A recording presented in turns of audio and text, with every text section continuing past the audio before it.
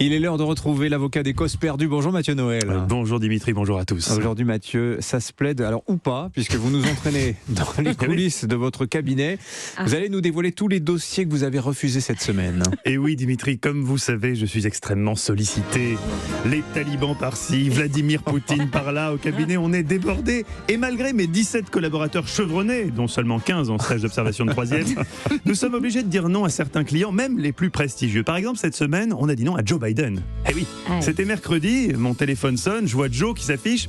J'ai toujours un moment d'hésitation parce que j'ai deux Joe dans mon répertoire. Joe Burger, un petit restaurant que je vous conseille dans le 10e, et Joe, le président des States, qui, vu le succès de son début de mandat, m'appelle en moyenne tous les 3 jours. C'est lui, visiblement en panique. Hey Matthew, holy shit, have you seen the fucking mess?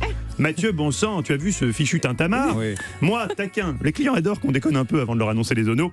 Bien sûr, Joe, l'affaire des sous-marins, vous nous avez bien arnaqué sur ce coup-là, little fucker, petit canaillou.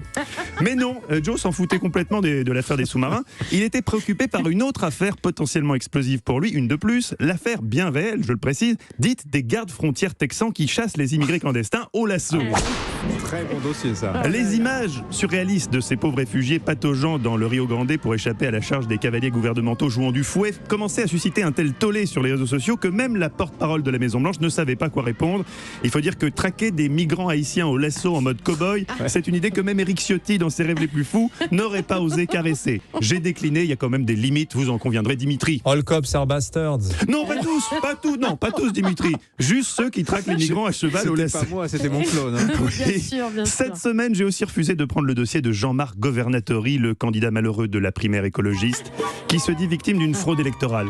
Vous avez refusé parce que c'est une trop petite affaire, c'est ça? Ah non Dimitri, j'ai refusé parce que c'est une trop grosse affaire. Oui, dis donc. Ah, possiblement un scandale d'État, un Watergate vert. Jean-Marc Governatori évoque une manipulation lors du dépouillement, seul à même d'expliquer selon lui son score incompréhensible de 2,35%, un résultat tout bonnement impossible, analyse de manière impartiale Governatori lui-même dans Nice Matin. Alors moi je dis toujours à mes clients dans la tourmente, ne jamais trop parler en garde à vue. Là c'est pire qu'une garde à vue, c'est Nice Matin. Tu te tais pour ne pas ajouter le ridicule à la défaite.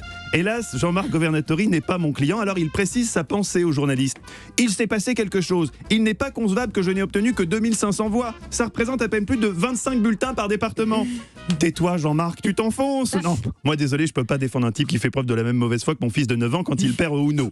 D'autant que je ne peux pas lui avouer la vraie raison pour laquelle on ne le prend pas, je vous laisse lui dire Dimitri. Parce que t'es un loser. Eh oui, dans la série, ne jamais parler avant d'avoir contacté un avocat, on citera également l'arrestation de ce ressortissant russe qui tirait à la carabine depuis son appartement cossu des Champs-Élysées.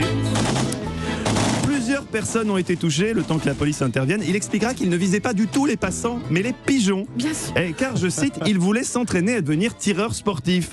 Autant vous dire que ces arguments ont moyennement convaincu les policiers qui ont prolongé sa garde à vue. Et comme en garde à vue, il s'est obstiné à maintenir cette version, il a eu, ma foi, ce qu'il méritait. La chaise électrique. Non, monsieur Pavlenko, quand même pas. On n'est pas dans votre pays.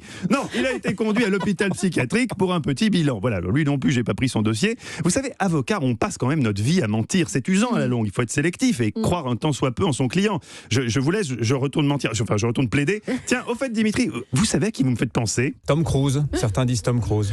C'est pas ce que j'avais en tête, mais si c'est ce que vous croyez et que vous avez les moyens de payer les honoraires, alors ça se plaît. Ah, excusez-moi, le président des États-Unis. Oui. Comment ça, si je les veux bien saignants?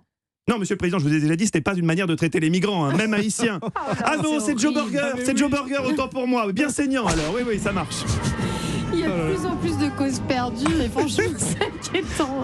Non, mais là, j'ai refusé quand même. Bah oui, mais il y en a J'ai une éthique. beaucoup. Il y en a beaucoup.